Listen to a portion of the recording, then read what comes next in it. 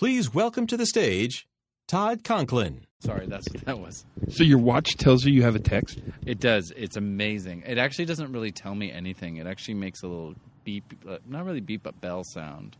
And then I know, hey, wow, there's something going on. But it doesn't come on the face of your watch?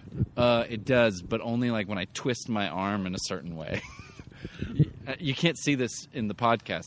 But I'm twisting my arm to demonstrate. Which, I think, if how can I say this? If you did this alone on a plane, they might kick you off.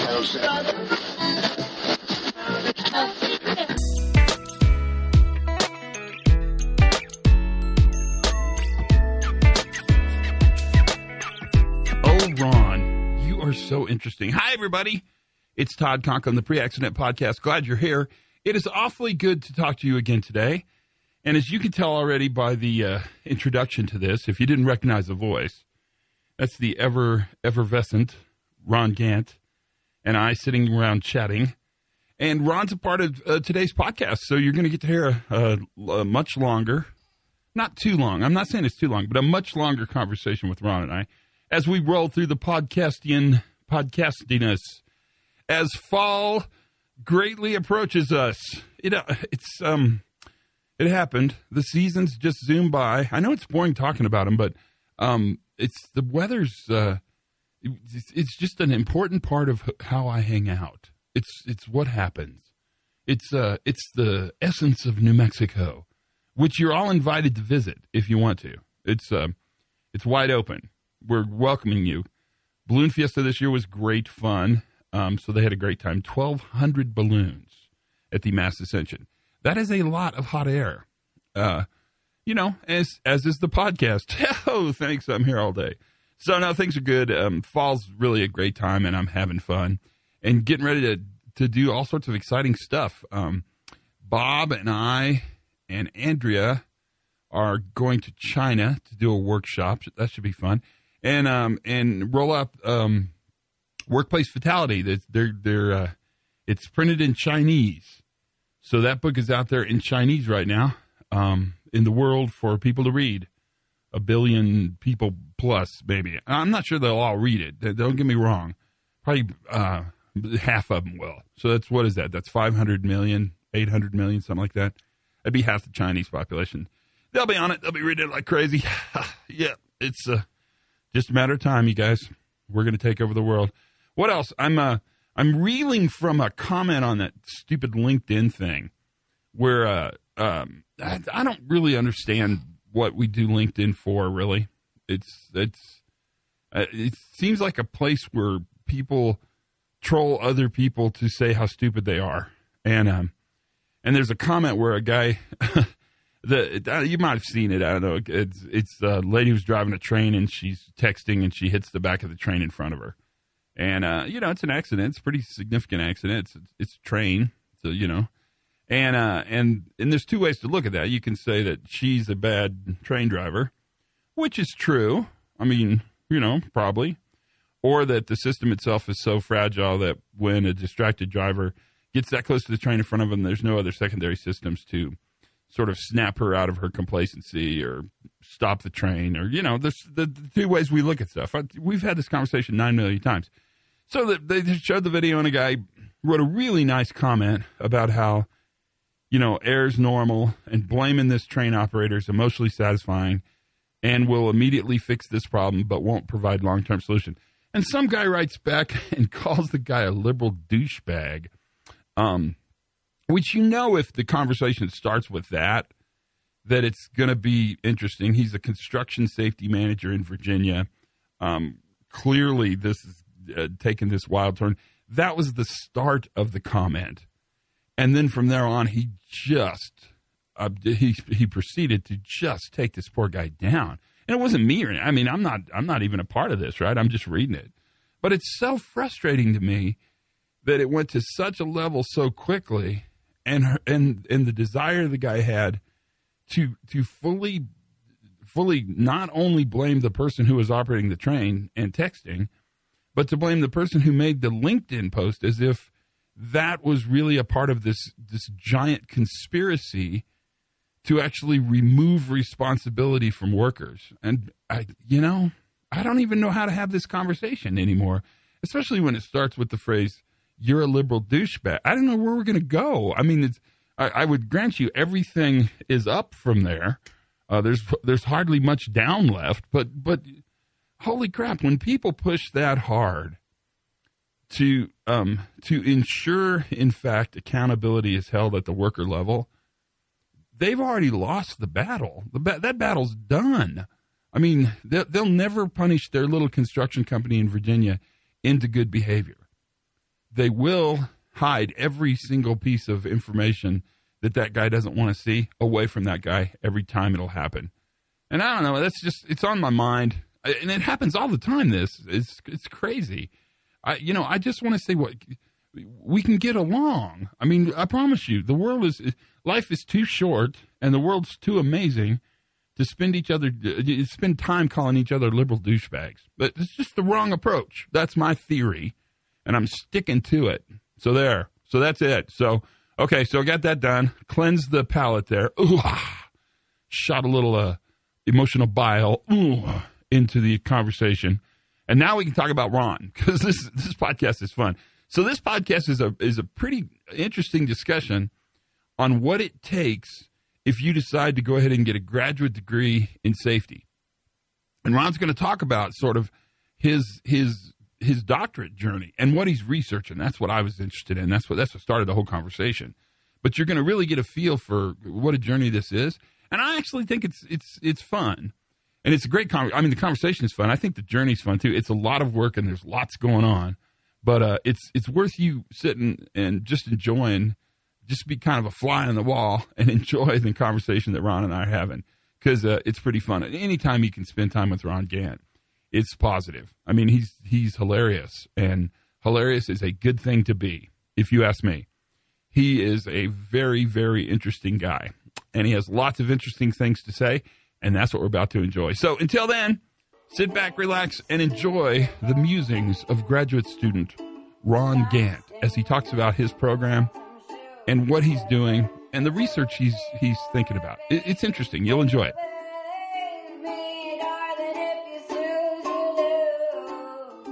So, Ron Gantt, what are you up to now? Just update us where you are sort of on your journey.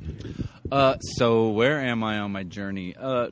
I'm just trying to figure everything out still. Right now I'm really, really busy trying to finish school. That's one thing I'm very busy doing. And trying to figure out this thing we call drift. Beyond that, I'm also trying to figure out how do we operationalize this thing that we call the New View in other ways. So talk to me about, and let's talk about both those things because they're great, but talk to me about grad school. So what's the benefit of grad school? Are you glad you chose to do it? I mean, maybe is this the wrong time to ask? No, it's never a good time to ask that question, I know. I mean, it is after it's over. It's a great time to ask the question after it's over. But your journey around grad school and this safety idea, how's that been? So it's actually been good. And it's painful. You know, like I explained, you know, getting a PhD is like boot camp for nerds. But to me, the valuable part about it is you get to push yourself farther, and if you're doing it right, get to push the overall knowledge base farther, which, you know, the body of knowledge within the industry and within academia. So it's really forcing me to look at what we are talking about within HOP and whatever in new ways. Yeah, the whole idea of implications for further research is a really important part of writing the book report, the dissertation part of it.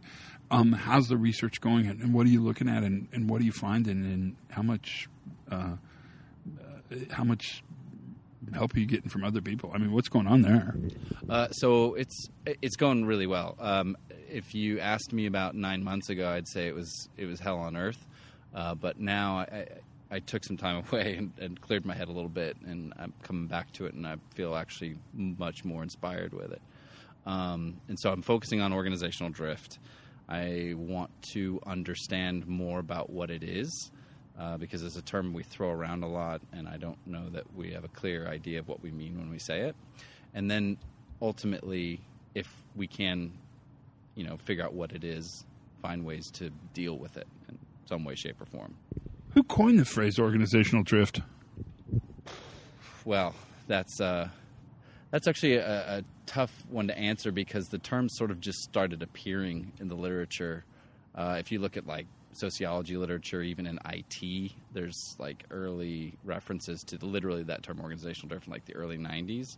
The first time it really appeared in the safety literature is probably with Scott Snook's Practical Drift, and then into like David Wood's Drift into Failure. He talked about that, and then subsequently Sydney. You can see like the hints of it earlier than that, but nobody really called it drift in the safety world until. So what are you looking at? How do you research that? I mean, the lit review I think would be super interesting because you can step out of the field. But what are you looking at exactly? So one of the things I want to do is there's a quote from Sidney Dekker in the first Resilience Engineering book where he says something to the effect of maybe instead of accident models, we need a model of normal work. And so thinking of drift as a product of normal work, as adaptation within normal work, I decided to take a step back away from the idea that, drift is failure and things like that, and just, okay, how can we model normal work and how work changes over time, and how can we understand that? And so I'm creating a model of what I believe will basically describe how work changes and what are the factors that drive that change. What's that model look like? 3 boxes. It looks like your laundry over there. Is that... The ice machine's going crazy on us. I don't know what's going on, but it's going crazy.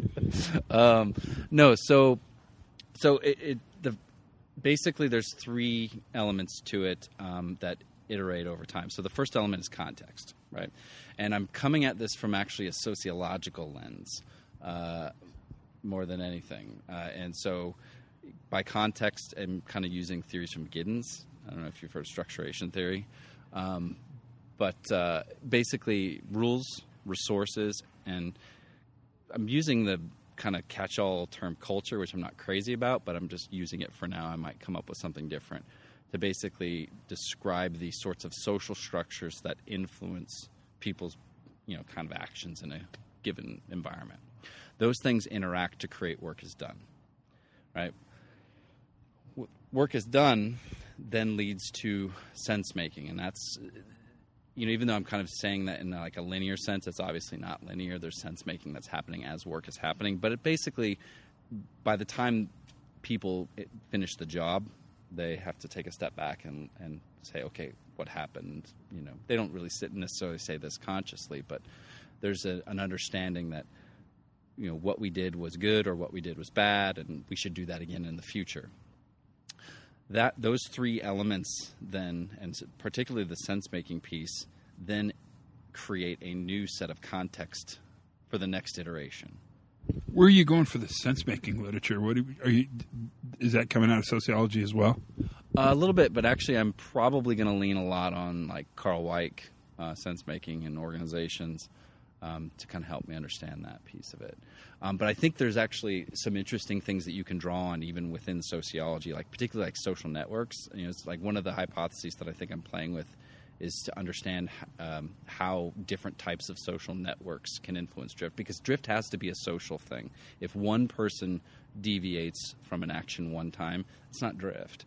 For it to become ingrained within the system, that means a group of people have to in some way agree, and I'm going to put agree in air quotes because it doesn't necessarily have to be like a formal, hey, let's talk about this and come to an understanding, but there has to be some sort of routine that is developed that, okay, yeah, this is how we do it this time, and then subsequently maybe change it in the future.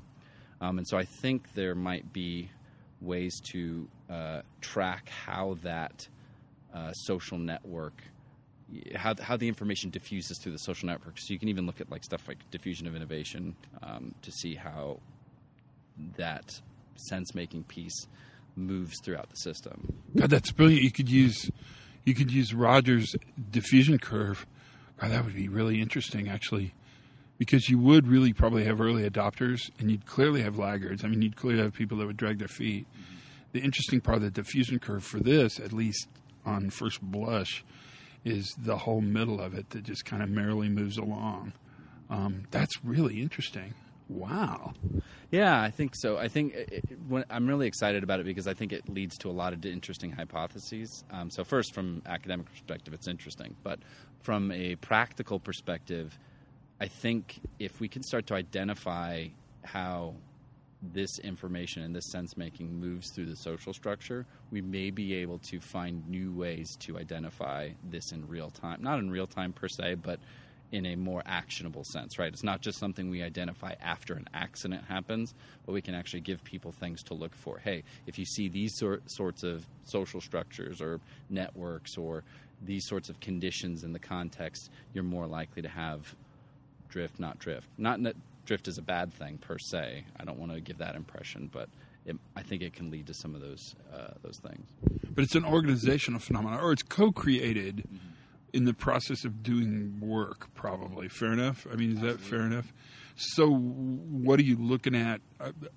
So you're doing the lit review. That's pretty interesting. Literature review, for those of you that don't know what lit review means. Then what's the RQ? What's your research question going to look like? What are you kicking around in your head? Well, so the research question is, first, is this model actually predictive of change, right? So does the model that I'm developing actually explain kind of change within a set of routines? There's actually some interesting research from some organizational theorists on routines where they describe two different aspects of routines. One is the performative aspect, or what we would call work is done. The other one's called the ostensive aspect, and that's basically how people talk about and think about the routine. And I think that's kind of where the sense-making piece comes in. And I think the thing that really I'm interested in is, I think as drift shifts, we like to think of it as a shift in work is done. I actually think of drift more as a shift in work as imagined, and that's how we actually identify it. Now, the interesting thing about that, and the part that is sometimes hard for people, is we think of it as work is imagined, work is done. I think I would rather talk about it in terms of like Steve Schirach's different varieties of work, where he has work is prescribed, work is imagined, work is done, and work is disclosed. And so work is prescribed doesn't change. The black line doesn't really change. But when drift happens, we create a new way that that work crew is thinking about the work. And I think my research question is that really happening? Does the work crew actually have a different conception, a different model of how that work's being done? Does that make sense? Totally, based upon context, based upon what's happening when the work's being done. It seems like that would be, that's going to be interesting, because it seems like that would be relatively normal phenomena. You could see that probably in everything. So that's really interesting. And I think if you add the other two dimensions to that, so especially work as talked about, or work as exposed, or whatever sexy word you want to use there.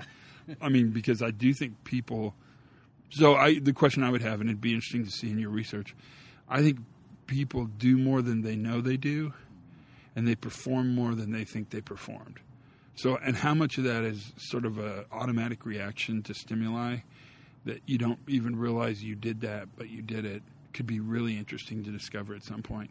Is this interesting? So, is your committee interested in what you're looking at? I mean, have you picked your committee yet? Yeah, I have a committee, and they're overall interested. I mean, it helps that Ivan Popolides on my committee, so he's interested. And then I've got a few others on the committee who are relatively interested. I'm not sure that all of my committee is as interested. I'm in an engineering program, and they're not, in general, as comfortable with the idea that I'm really relying on sociology for this, but that's the way that cookie crumbles. Well, yeah, I don't think you want your committee to be too interested. That seems like that would be really negative. You want to remember that you're the expert. No one in the world knows more about this topic than you do. And you kind of have to manage your committee nicely and politely. Bring good refreshments. That's always a key, right? But you want to sort of tell them this is what you need to think, and this is how you need to think about it. And just know that no one will know more about this than you do. I mean, that's a pretty valuable part of it. So what's the timeline look like? When you be done? Well, assuming everything goes according to plan, end of next year, most likely. The only good book report is a done book report. You know that, right? It's not your life's greatest work. It just needs to be finished. That's really a key thing because it's hard to finish it. Do you have any good stalling strategies that you don't know about? Like I learned to play dobro instead of writing my dissertation because it was more fun to learn how to play dobro than it was to write my dissertation. Well, I mean, so I don't play dobro, but no, I mean, my stalling strategies are, I don't know, I get distracted reading other stuff, or I've got stupid, like, games I play on my phone sometimes that distract me. I also have a new puppy, and she's pretty damn distracting, too. So. But that's a good kind of distraction, so that's a part of it. What about work-wise? What are you seeing in the community? What should we be paying attention to? You're kind of an early adopter. You're a leader in the field. You're the guy. You're the man. What are you looking at? What do you care about now? So one of the things that's really, really interesting and important to me, and I kind of happened upon this in my research on drift, is the idea that so I'm interested in the idea of learning in general. One of the things I really want to focus in on is how do we embed this learning that we're getting from things like learning teams and whatnot into the organization so that we can actually take advantage of it. There's a term I came across in the innovation literature called absorptive capacity, and it's the ability for an organization to identify and take advantage of information. Now, in the innovation literature, they mean it in terms of take advantage of external information, right? So, you know, product information, consumer information. But I think we can actually mold it and take it and look at it internally and use some of the things that they've found in that literature that actually increase the ability for an organization to learn and use it to not just learn externally, but learn from itself. Do some organizations have more absorptive capacity than other organizations? Yeah, so there's some interesting research on what are the things that increase an organization's absorptive capacity. Now, some of that is, one of the things they've done is they've separated absorptive capacity into two types. They call it potential and realized. Potential is we gather the information. So imagine you just did a learning team, right? So we've got all this interesting information about the organization or about a particular task or whatever. But then we got to actually do something with it, and so realized absorptive capacity. And so they identify things like in the potential absorptive capacity side, organizations that have psychological safety, organizations that have a leadership structure that encourages people to bring up concerns and issues, organizations that allow more autonomy. Those have a better opportunity to identify stuff. On the realized side, organizations that have the ability to take that learning and put it into an existing sort of structure to create change and take advantage of it. It's I don't mean bureaucracy per se, but some sort of actual process to actually do something with it, whether it's the workers going out and fixing it or, for bigger changes, moving it into the organization's processes. Something like that has to happen. If that makes sense. Yeah, totally. I mean, I actually think this is super interesting because I would guess organizations have different levels of I can't even say it, absorptive capacity. But I would think actually realizing that, sort of closing the deal on that, is probably the biggest challenge. I mean, I don't know. I'd be really curious if they could assess how much capacity an organization has to take in new information. I mean, I don't know if organizations are like people, it seems like on the surface that it would be limitless, but in reality, I imagine it's quite limited by lots of things, agendas and what they want to hear and how much they can handle truth. And so all these biases would be really strong in that as well. That's pretty cool.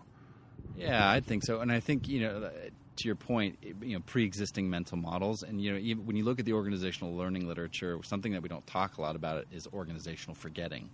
That's an important part of learning, right? Because you have to get rid of old models that aren't serving you anymore, old beliefs, old ways of doing things. And if there's no process to allow that to happen, then you're not going to be able to learn. Those biases will take over. Well, I think organizations believe solutions are permanent, right? And they think once we solve this problem, we'll never have to solve it again. But in reality, organizations are constantly reinventing themselves. They're constantly changing. The context alone is changing. The market's changing. Technology, for God's sakes, is changing.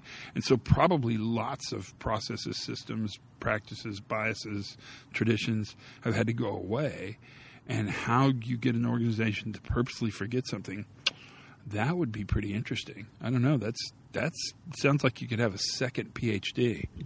It'd be Dr. Ron. Doctor. Who are you going to call you doctor?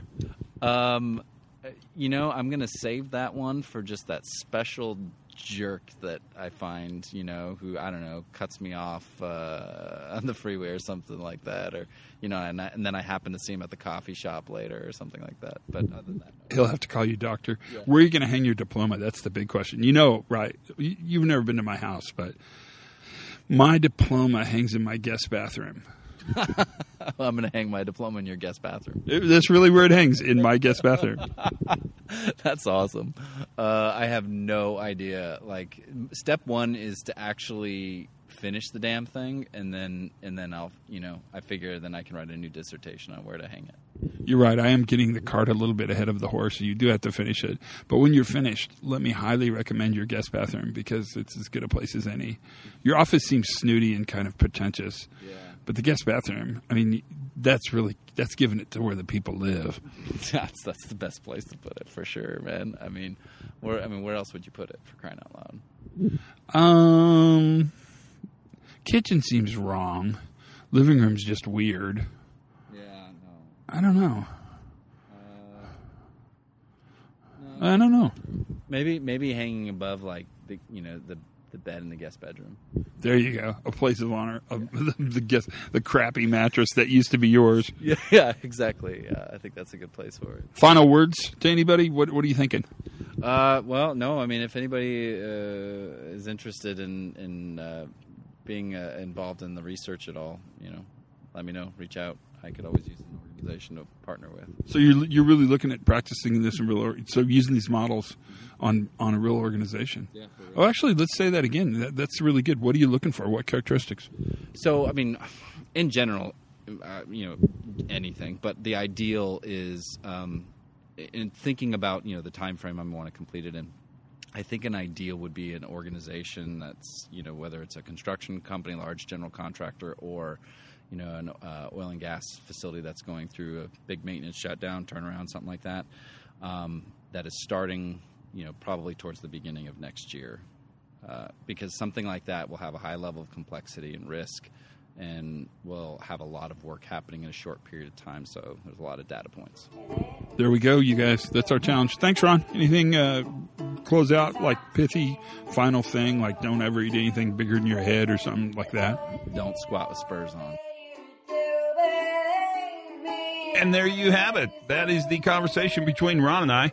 And if you're interested in getting some advice and help from Ron along the way, perhaps you'd be the right place to volunteer for Ron to do his work, his applied use of his research. It could work, you guys. I mean, it's not a bad idea. And actually, it's a great idea, if you have to ask me. And it'd be a great way to kind of pump in some new analysis. I'd actually kind of call it kind of a new way to see the world, a new vantage point, a new perspective. That's the word I'm looking for, a new perspective into your system. And that may be valuable, bar none. So, if you're interested, Ron's contactable, he says. You can contact him. He's contactable. And that'd work well, too. And our bumper music, the music between the interview, I want to thank my friend Annabelle Yeston. That's her new song that she just wrote. And I got a bootlegged copy of it, and I thought I'd put it in, the podcast. And then for a treat, I'll give you a full version at the end of the podcast. But I think that's about what we got to talk about today. I mean, I think we're pretty much done, don't you? You feel like we did a good day? Was this good? Are you almost at work? Are you through walking the dogs? You got it all done? Good. I hope so. Learn something new every single day. Have as much fun as you possibly can. And for goodness sakes, you guys, be safe. Oh, I can't even say it. I screwed up my own thing. Be safe.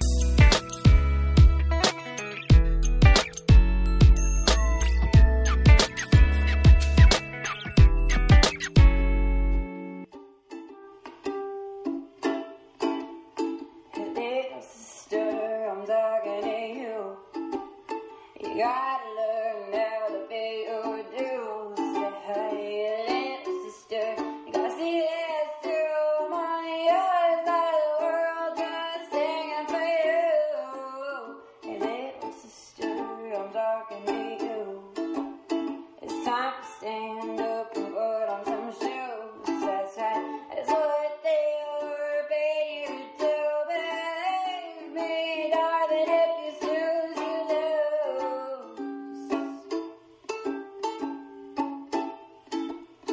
1, 2, 3 little birds are telling me not to get hurt. If you walk on fire, you might get burned. But if you dance on the flame, I swear you'll go insane.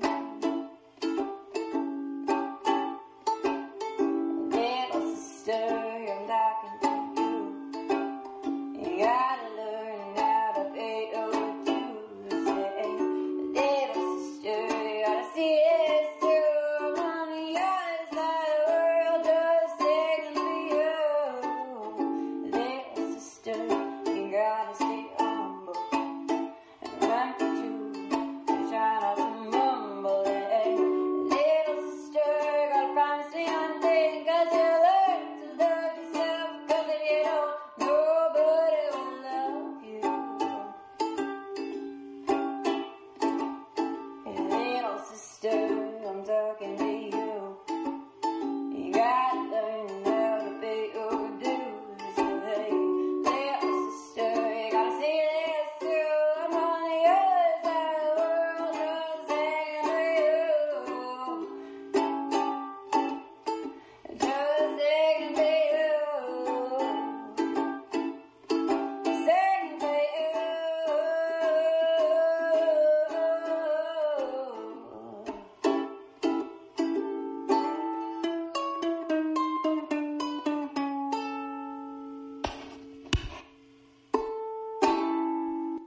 That's Annabelle Yeston and her song Little Sister, available on Annabelle Records.